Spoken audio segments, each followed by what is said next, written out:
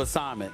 In my opinion, I don't want to use the word running because I'm not trying to disrespect LeBron, but I will say this. There have been many, many occasions where I would have liked to have seen him accepting the tougher defensive assignment, and that is not something that he has been prone to do. If anybody would know whether or not that statement is true, it would be you, GP. Your thoughts? Well, it is true. I think it's a different little era with them too. Michael Jordan always took it to a point that he wanted to guard the best player. Even with myself, even if I start talking trashing him, he would. The discussion surrounding basketball's greatest player of all time has resurfaced following comments made by Hall of Fame guard Gary Payton during a televised sports program. What began as a routine conversation about the NBA quickly shifted into a broader evaluation of LeBron James' place in basketball history, particularly in comparison to Michael Jordan. During the segment, Payton was asked about defensive responsibility and whether elite players should consistently take on the most challenging defensive assignments. While he made clear that his remarks were not intended as personal disrespect toward LeBron James, he acknowledged that there were many instances throughout LeBron's career where he would have preferred to see him accept tougher defensive matchups. Payton emphasized that this approach was more common among elite players of previous eras, including Michael Jordan, who frequently guarded the opposing team's best scorer when the situation demanded it. Payton explained that basketball has evolved across eras and that expectations, roles, and strategies have changed. However, he argued that Jordan consistently embraced two-way dominance, particularly in high-stakes situations. From Payton's perspective, this willingness to impact both ends of the floor is a critical component of the greatest of all time discussion. As the conversation shifted toward the broader GOAT debate, Payton expressed frustration with what he described as a media-driven narrative that consistently elevates LeBron James above Michael Jordan, without sufficient consideration of context. Payton stated that while he respects LeBron's accomplishments, longevity, and statistical by extension, right? And it's just also tiring right now. I also think another part of it, and I'm curious what you think about this. I think the GOAT discussion and the favorite player discussion became intertwined in a way that was problematic, right? Yeah. And so what I mean by that is when somebody says that's my GOAT, it is not simply that you think that they are the greatest player, is that they are also your favorite player. And I don't always know, is it your favorite player because he's the greatest, or is he the greatest because he's your favorite player? Like for me, these are distinct ideas. My favorite player growing up was Dominique. Production, he does not believe those factors alone outweigh Jordan's competitive dominance during his career. Payton referenced his own experience playing against Jordan and competing during an era defined by physical defense, slower pace, and fewer offensive advantages. He noted that defenders were allowed to use hand-checking, there was no defensive 3-second violation, and offensive spacing was significantly different. According to Payton, these factors make direct statistical comparisons misleading. One of Payton's central arguments focused on NBA Finals performance. He highlighted Jordan's 6-0 Finals record, noting that Jordan won the Finals MVP in each championship and never allowed a Finals series to extend to 7 games. He contrasted this with LeBron James's Finals record, which includes multiple losses, arguing that greatness at the highest level should be measured by outcomes rather than appearances. During the discussion, Payton addressed common counterarguments related to the level of competition. When asked whether Jordan ever faced a team equivalent to the 2017 and 2018 Golden State Warriors, Payton acknowledged that no direct comparison exists.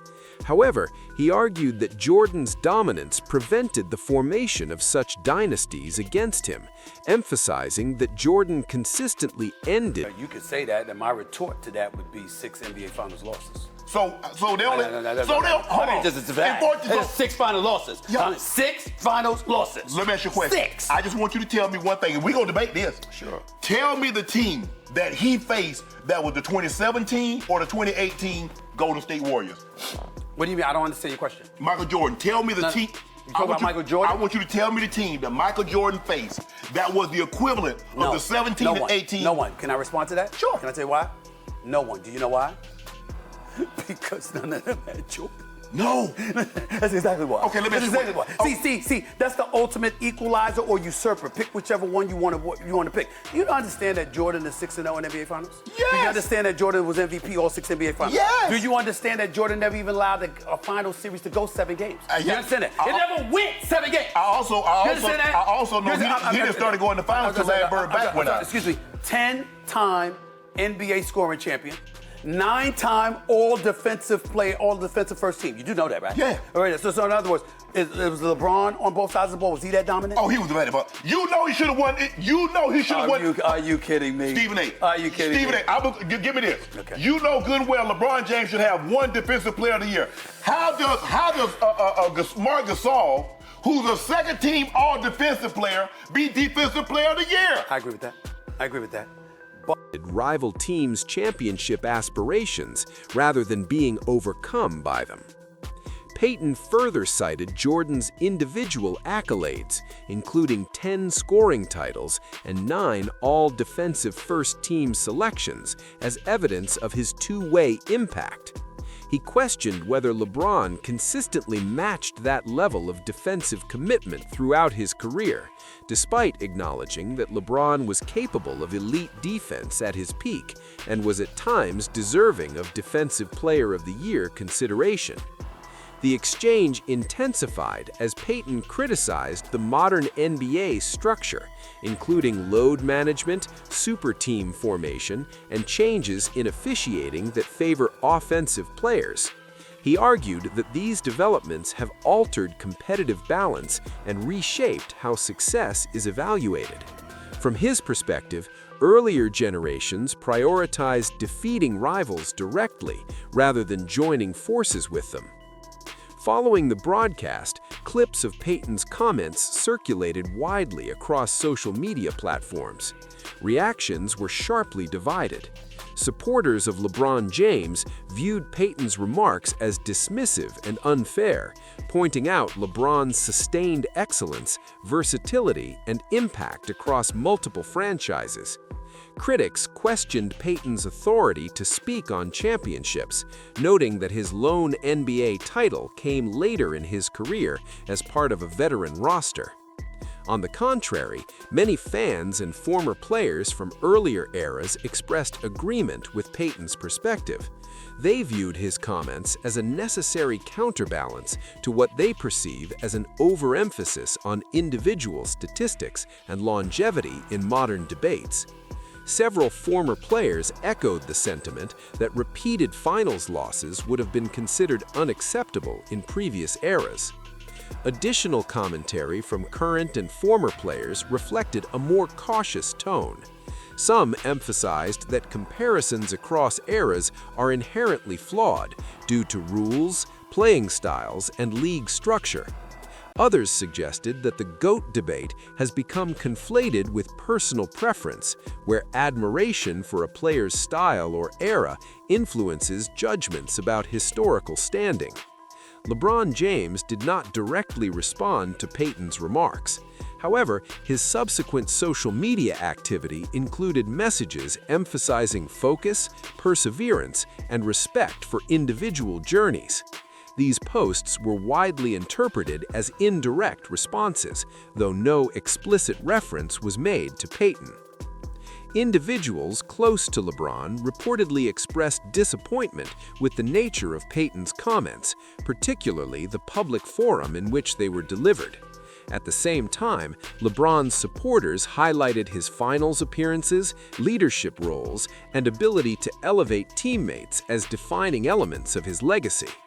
The debate underscores a broader philosophical divide between basketball generations.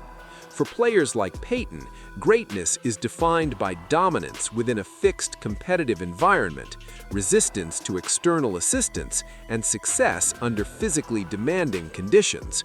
For supporters of LeBron James, greatness includes adaptability, longevity, versatility, and sustained excellence across evolving eras. Ultimately, the GOAT debate reflects more than on-court performance. It is shaped by personal identity, nostalgia, and the era in which fans and players first connected with the game. For many, Michael Jordan represents an unmatched standard of competitive ruthlessness and championship perfection. For others, LeBron James embodies a modern ideal of basketball intelligence, durability, and all-around impact. Gary Payton's comments reignited this discussion by drawing a firm distinction between these philosophies. His perspective does not deny LeBron's greatness, but it rejects the notion that greatness must be universally defined by modern metrics or media consensus. Whether one agrees with Payton or not, his remarks highlight the enduring complexity of comparing players across eras. The NBA has changed, and so have the criteria by which excellence is measured. As long as those differences exist, the GOAT debate will remain unresolved. Rather than providing a definitive answer, the discussion reveals how basketball history is interpreted through generational lenses. Greatness in this context is not a single conclusion, but a reflection of evolving values within the sport. As the GOAT debate continues to evolve, it has increasingly become clear that modern basketball discourse is shaped as much by media economics as by on-court performance.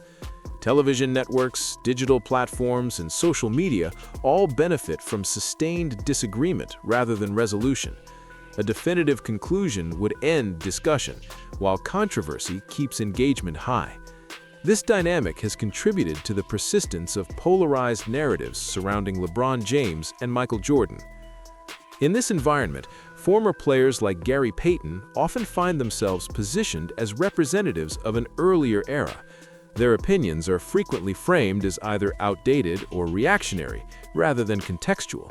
However, these perspectives provide insight into how competitive values have shifted over time. Payton's emphasis on defensive responsibility, direct rivalry, and finals perfection reflects a philosophy rooted in scarcity: fewer playoff spots, fewer teams, and fewer opportunities to win championships. By contrast, the modern NBA rewards adaptability and longevity. LeBron James has played in an era defined by rapid strategic evolution, player empowerment, and advanced analytics. His career has unfolded across multiple team constructions, coaching systems, and competitive windows. Supporters argue that this ability to remain elite despite constant change is itself evidence of greatness. Another layer often overlooked in these debates is the role of organizational context. Michael Jordan spent the majority of his career within a stable Chicago Bulls system, led by consistent ownership, a long-tenured front office, and a coach who implemented a singular philosophy. LeBron James, on the other hand, has frequently operated in unstable or transitional environments, particularly during his early Cleveland years. This difference complicates direct comparisons of finals outcomes and team success. Additionally, the expansion of the NBA has altered the competitive landscape. With more teams in the league today than during Jordan's era, talent distribution is broader, and the path to championships can involve facing a wider variety of elite players. While some argue this dilutes competition, others contend it increases parity and difficulty. The evolution of defensive rules further complicates evaluation. Hand-checking restrictions, defensive 3-second violations, and freedom of movement enforcement have reshaped how defense is played. Jordan thrived in a physical defensive era, while LeBron has dominated in a more open, spacing-oriented game. Each environment presents different challenges and advantages, making direct comparison inherently flawed. The role of analytics has also shifted how greatness is measured. Modern evaluation places heavy emphasis on efficiency metrics, on-off impact, and playmaking value. LeBron excels in many of these categories, often ranking among league leaders even in advanced stages of his career. Jordan's impact, while equally profound, was measured in an era with fewer statistical tools, leading to reliance on traditional box scores and championships as primary indicators. Public perception is further shaped by generational identity. Fans who grew up watching Jordan associate him with cultural dominance, global expansion of the NBA, and an aura of inevitability. LeBron's career, unfolding in the age of constant media access and social commentary, has been more transparent and scrutinized. This visibility amplifies both his achievements and his failures. Another important factor is leadership style. Jordan is often portrayed as a confrontational leader who demanded